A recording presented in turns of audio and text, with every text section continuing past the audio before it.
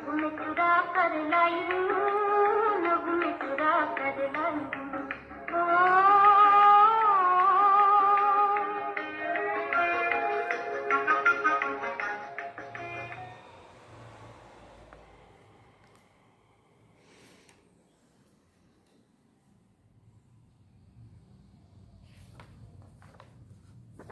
ओम शांति।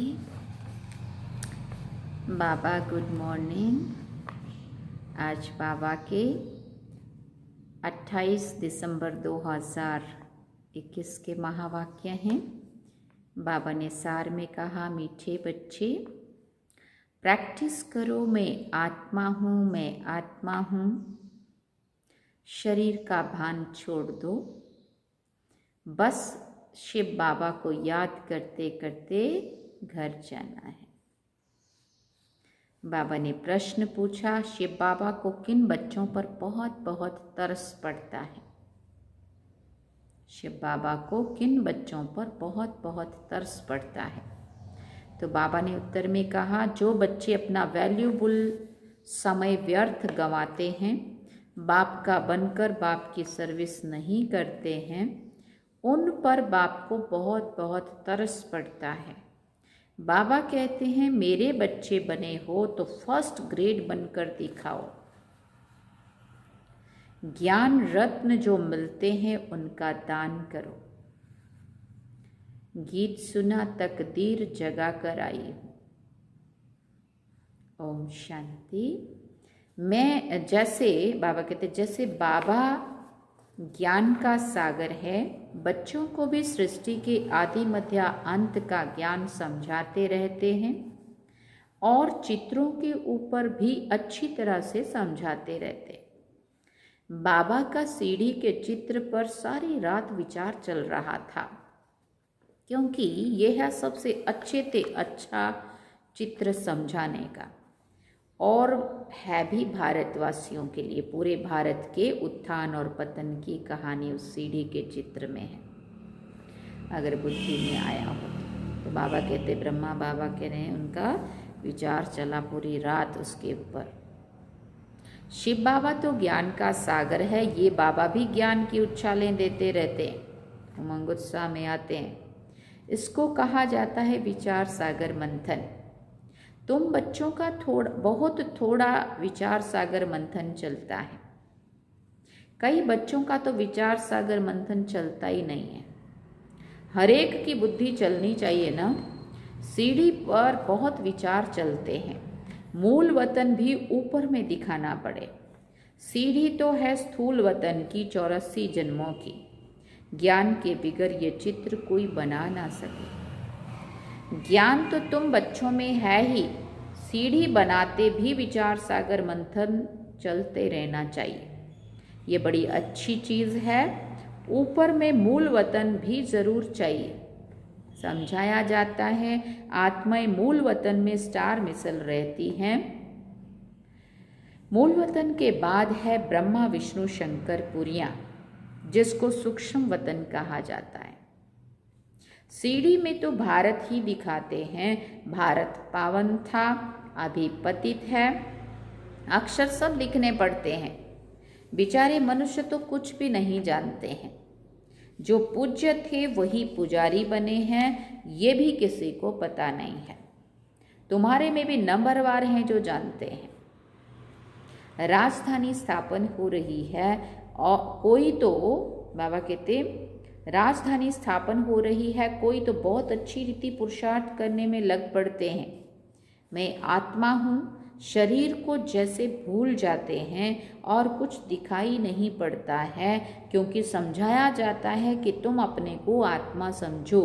ये बात कितनी बाबा पक्की कराते हैं, तुम अपने को आत्मा समझो। शरीर का भान टूट जाए, कहते हैं ना, आप मुए मर गई दुनिया। शिव बाबा को याद करते करते अपने घर जाना है। इस अवस्था को जमाने में ही मेहनत है। सीढ़ी पर भी समझाया जाता है कि भारत में आदि सनातन देवी देवता धर्म था तो सुख शांति पवित्रता थी। अभी मनुष्य दुखी हुए हैं तो घर को याद करते हैं। कोई को भी इस सीढ़ी के चित्र पर समझाना बहुत अच्छा है। सीढ़ी के आगे जाकर बैठ जाएं तो भी बुद्धि में रहे, हम भारतवासियों ने 84 जन्म लिए हैं, 84 जन्म सिद्ध करने हैं। फिर इस हिसाब से समझाया जाता है जो आधा कल्प के बाद आते हैं उन्हों के जरूर कम जन्म होंगे। सारा दिन बुद्धि में ये ज्ञान टपकता रहे अपने को, बाबा कहते सारा दिन बुद्धि में ये ज्ञान टपकता रहे। सतयुग त्रेता में संपूर्ण निर्विकारी पूज्य थे, फिर विकारी पुजारी बने। विकारी बनने के कारण ही अपने को हिंदू कहलाते रहते हैं और कोई ने अपना नाम नहीं बदला है, हिंदुओं ने ही बदला है। अभी तुम बच्चों को ये ज्ञान मिलता है, ज्ञान सागर बाबा तुमको नया ज्ञान दे रहे। सीढ़ी के चित्र पर बहुत बच्चों को ध्यान देना है। सिर्फ कोई चित्र के सामने आकर बैठ जाए तो भी बुद्धि में सब कुछ आ जाएगा, क्योंकि जिस चीज़ को हम बार बार देखते हैं, उसको पढ़ते हैं, तो भी उसके बारे में चिंतन तो चलेगा ना, धीरे धीरे वो क्लियर हो जाएगा, सब कुछ बुद्धि में आ जाएगा। सारी रात बुद्धि चलती रहे। 84 का चक्र कैसे समझाया जाए? आधा कल्प है रावण राज, बाद में जो आने वाले हैं वो ये ज्ञान उठाएंगे नहीं, सतयुग त्रेता में आने वाले ही उठाएंगे। 33 करोड़ देवी देवताएं सतयुग त्रेता की टोटल, जिनको सतयुग त्रेता में आना ही नहीं है वो ये ज्ञान उठाएंगे ही नहीं, उनको पसंद भी नहीं आएगा, समझ भी नहीं आएगा और अच्छा भी नहीं लगेगा, कुछ भी नहीं होगा। वो द्वापर युगी कलयुगी आत्माएं उनको सबको नहीं, क्योंकि अभी करोड़ इतनी तो जनसंख्या है और उसमें से सिर्फ 33 करोड़ चाहिए। तो हम कैसे कह सकते कि ये क्यों नहीं सुनता और वो क्यों नहीं मानता, है ना? क्योंकि ड्रामा में हर एक आत्मा का पार्ट है ना। सतयुग त्रेता में अगर उन आत्माओं का पार्ट नहीं होगा तो वो नहीं सुनेंगी, नहीं समझेंगी, नहीं आएंगे, उनको नहीं अच्छा लगेगा। बाबा कहते वो ज्ञान उठाएंगे भी नहीं। अभी तो भारत की कितनी संख्या है, सतयुग त्रेता में होता है एक बच्चा एक बच्ची, पिछाड़ी में थोड़ी थोड़ी गड़बड़ होती है, परंतु विकार की बात नहीं है। रावण राज्य होता ही है द्वापर में, परंतु त्रेता में 2 कला कम होने से कुछ न कुछ प्योरिटी कम हो जाती है। रावण राज्य और राम राज्य को भी कोई समझते नहीं है। राजाई पद पाने वाले अच्छा पढ़ेंगे, शौक चाहिए कोई का कल्याण करने का, परंतु तकदीर में नहीं है तो तदबीर ही नहीं करते, पुरुषार्थ भी फिर कुछ नहीं करेंगे। धारणा करते जाएं, सर्विस धारणा करते जाएं तो सर्विस पर बाबा भेज दें। जिनको सर्विस का शौक है वो रात दिन सर्विस करते हैं। सीढ़ी के राज को कोई समझ जाए तो खुशी का पारा चढ़ जाए। बाबा ज्ञान का सागर है, हम बच्चे नदियां हैं, तो वो शो दिखाना है। दिन प्रतिदिन वृद्धि होती जाएगी, राजाई तो स्थापन होनी ही है। सीढ़ी में भी दिखाया है सतयुग श्रेष्ठाचारी पावन भारत, वही अब पतित भ्रष्टाचारी दुर्गति को पाया हुआ भारत है। अब सब दुर्गति को पाए हुए हैं, तभी तो बाबा आकर सदगति करते हैं ना। इसमें भले कोई आत्मा अच्छी व बुरी भी होती है, रिलीजियस आदमी का इतना पाप कर्म नहीं है, रिलीजियस लोग इतना पाप कर्म नहीं करते। वैश्याएं आदि बहुत पाप कर्म करती हैं। ये है वैश्यालय। सतयुग है शिवालय, उनकी स्थापना शिव बाबा करते हैं। उनको कृष्णपुरी भी कहते हैं, अर्थात कृष्णालय कहेंगे, परंतु स्थापना तो शिव बाबा करते हैं ना। ये सीढ़ी का चित्र भी जरूरी है, इस पर तो बहुत ध्यान देना चाहिए। सीढ़ी को देखने से सारा 84 का चक्र बुद्धि में आता है, परंतु अंदर बड़ा शुद्ध होना चाहिए। शिव बाबा से योग हो तब नशा चढ़े और पद भी पा सकें। ऐसे नहीं कहना चाहिए कि जो मिलेगा जो तकदीर में होगा, सर्विस का शौक रखना चाहिए। फिर बाबा ने कहा शरीर पर तो भरोसा नहीं है, आगे चलकर कैलेमिटीज भी जोर से आती रहेंगी, फिर खाली हाथ जाएंगे अर्थक्वेक में लाखों मनुष्य मर पड़ते हैं, तो डर रहना चाहिए। योग की यात्रा से हम सतो प्रधान बन जाएं, फिर औरों को भी बनाना है। धन दिए धन ना खूटे, ये ज्ञान धन ऐसा धन है जो बांटने से बढ़ता है। जितना जितना सुनाते जाएंगे और आपको अंदर से कॉन्फिडेंस आता जाएगा और ज्ञान में अंदर वृद्धि होगी। मेहनत करनी है। बाप तो समझाते रहते हैं तुमको 21 जन्मों के लिए अपने पांव पर खड़ा रहना चाहिए, खड़ा रहना है, इसलिए अच्छी रीति पुरुषार्थ करते रहो। पुरुषार्थ का ही समय अभी है। दुनिया में किसी को भी पता नहीं है कि 21 जन्मों के लिए राजाई कैसे मिलती है। तुम इस सीढ़ी पर बहुत अच्छी रीति से समझा सकते हो 84 जन्म कैसे हैं। ऊपर में लिखा हुआ भी है, शिव भगवान उवाच, निराकार पतित पावन ज्ञान का सागर समझा रहे हैं। जिनको समझाते हैं वो फिर औरों को समझाएंगे, औरों को भी समझाएंगे कि बच्चे तुमको अब कारुण का खजाना मिलता है तो वो लेना चाहिए ना, ऊंच पद पाना चाहिए। यह है प्रवृत्ति मार्ग का ज्ञान। एक ही घर से एक भांति ज्ञान में है, दूसरा नहीं है, तो खिटखिट होती ही है और होगी ही। ये सैपलिंग लग रहा है। हम पूज्य से पुजारी कैसे बने, ये राज बड़ा समझने का है। जो सबसे जास्ती पूज्य पावन बनते हैं वही सबसे जास्ती पतित बनते हैं। इनके बहुत जन्मों के अंत में ही प्रवेश किया है। सभी पतित हैं ना। बाप भी समझाते हैं तो दादा भी समझाते हैं तो दादियाँ भी समझाती हैं। बहन भाइयों का धंधा ही ये है। गृहस्थ व्यवहार में रहते कमल फूल समान रहें तो तुमसे भी तीखे जा सकते हैं। जो कांटों के जंगल में रहते सर्विस करते हैं उनको फल जास्ती मिलता है। जो कांटों के जंगल में रहते सर्विस करते हैं, बड़ी मुश्किल जगहों पे रह के भी, बहुत बुरे लोगों के बीच में रह के भी अच्छी सेवा करते हैं, बाबा कहते हैं उनको फल भी जास्ती मिलता है। जहाँ सब कुछ सहज सहज चलता हो तो बाबा कहते उसका फल भी वैसा मिलेगा। गृहस्थ व्यवहार में रहते सर्विस बहुत अच्छी करते हैं, उनको सर्विस में बड़ा मज़ा आएगा। शिव बाबा भी मदद तो करेंगे ना, कहेंगे अच्छा सर्विस छोड़कर फलानी जगह जाओ। जैसे देखो निमंत्रण मिलते हैं प्रोजेक्टर शो के लिए, 4-5 मुख्य चित्र भी ले जाओ, वहाँ सर्विस करके आओ। सर्विस के जो शौकीन होंगे कहेंगे हम जाकर समझाते हैं, वहाँ सेंटर भी खुल सकता है, निमंत्रण तो बहुत मिल सकते हैं।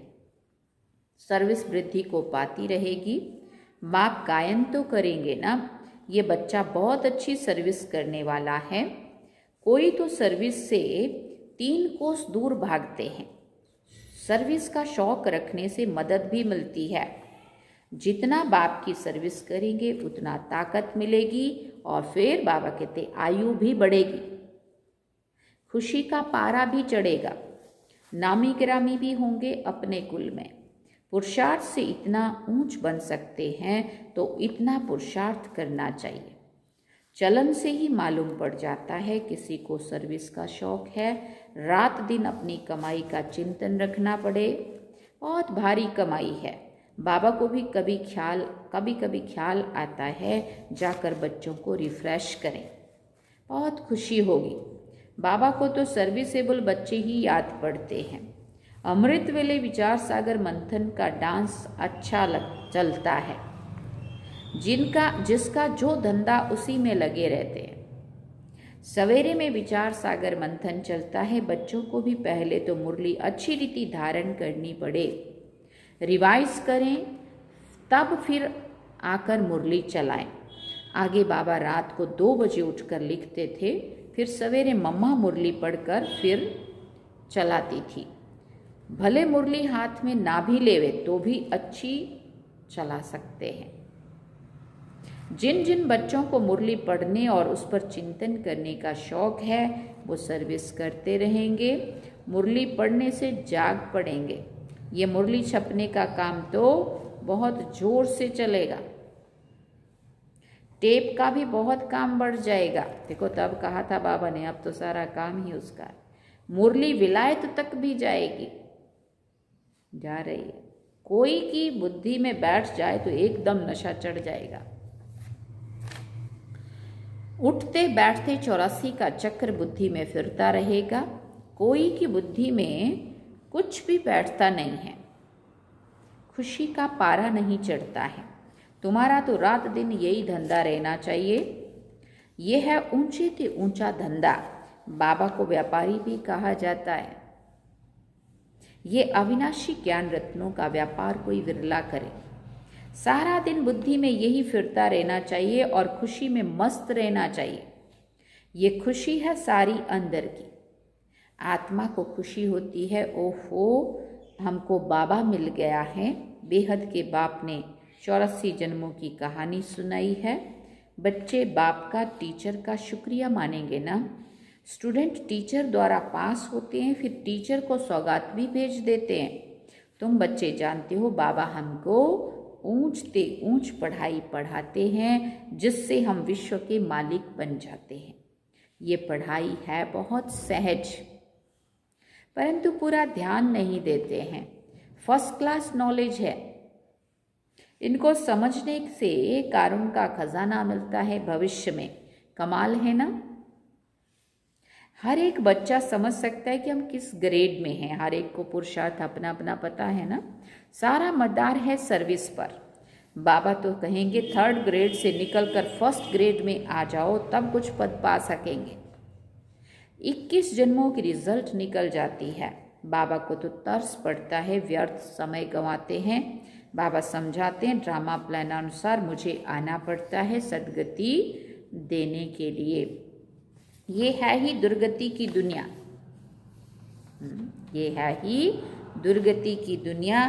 पूछो मत दुर्गति, पूछो तुम दुर्गति में हो तो कहेंगे हमारे लिए तो यहाँ ही स्वर्ग है। अब एक तरफ से दुर्गति की बात हो रही है, कहाँ आत्मा गिर के कहाँ से कहाँ तमो प्रधान अति में चली गई, और दूसरी तरफ पूछो तो कहेंगे हमारे लिए तो यहाँ ही स्वर्ग है। हम तो स्वर्ग में बैठे हैं। ये बुद्धि में नहीं आता है कि स्वर्ग सत्युग को कहा जाता है। बड़े बड़े पंडित विद्वान हैं, किसी की भी बुद्धि में नहीं आता है कि ये तो पुरानी आयरन एज्ड दुनिया है। बड़े घमंड से बैठे हैं। कितना भक्ति मार्ग का जोर है। भक्ति का तो बहुत पंप है। कुंभ के मेले पर लाखों मनुष्य जाते हैं। यह है अंतिम पंप। माया इस तरफ आने नहीं देती है। चूहे मिसल फूंक देती है, सारा खून चूस लेती है, इसलिए बेचारे और तरफ कहीं देख ही नहीं सकते।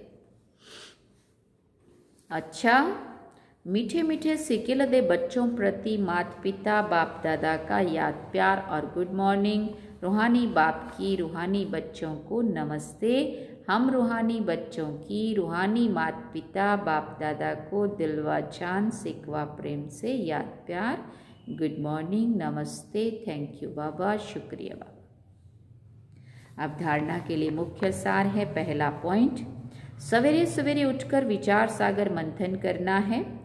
मुरली पढ़कर उस पर चिंतन करके धारण करना है। अविनाशी ज्ञान रत्नों का व्यापार करना है।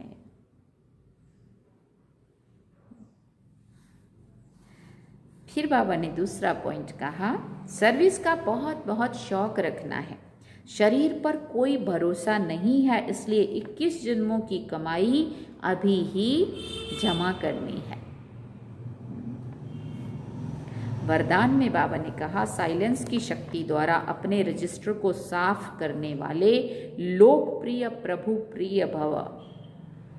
साइलेंस की शक्ति द्वारा अपने रजिस्टर को साफ करने वाले लोकप्रिय प्रभु प्रिय भव। जैसे साइंस ने ऐसी इन्वेंशन की है कि जो लिखा हुआ सब मिट जाए, मालूम ना पड़े, ऐसे आप साइलेंस की शक्ति से अपने रजिस्टर को रोज साफ करो तो प्रभु प्रिय व दैवी लोकप्रिय बन जाएंगे। सच्चाई सफाई को सभी पसंद करते हैं, इसलिए एक दिन के किए हुए व्यर्थ संकल्प व व्यर्थ कर्म की दूसरे दिन लीक भी ना रहे। लीक भी माना जरा सी भी लकीर भी ना रहे। बीती को बीती कर फुल स्टॉप लगा दो तो रजिस्टर साफ रहेगा और साहेब राजी हो जाएगा। स्लोगन में बाबा ने कहा, व्यर्थ संकल्प करना व दूसरों के व्यर्थ संकल्प चलाने के निमित्त बनना, ये भी अपवित्रता है। बाबा उसकी भी परिभाषा बता रहे हैं। व्यर्थ संकल्प करना व दूसरों के व्यर्थ संकल्प चलाने के निमित्त बनना।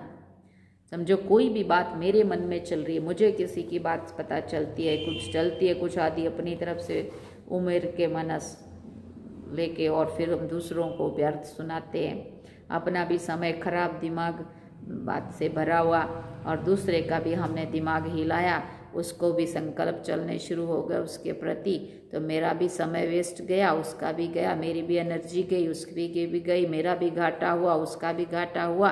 तो बाबा कहते ऐसे व्यर्थ संकल्प करना और दूसरों के व्यर्थ संकल्प चलाने के निमित्त बनना। मेरी वजह से अगर मैं ना सुनाता ना कुछ कहता तो उसको कम से कम बाबा को तो याद करता, मुरली के पॉइंट तो याद करके बाबा को याद करता। बाबा कहते ये भी अपवित्रता है, अच्छी बात नहीं है। अच्छा, ओम शांति। आज बाबा ने सार में कहा, मीठे बच्चे प्रैक्टिस करो, मैं आत्मा हूँ, मैं आत्मा हूँ, शरीर का भान छोड़ दो, बस शिव बाबा को याद करते करते घर जाना है। और गीत में सुना, तकदीर जगा कर आई हूँ। अच्छा, ओम शांति। ये थे आज के बाबा के महावाक्य जो हम सब ने सुने। अब हम बाबा को याद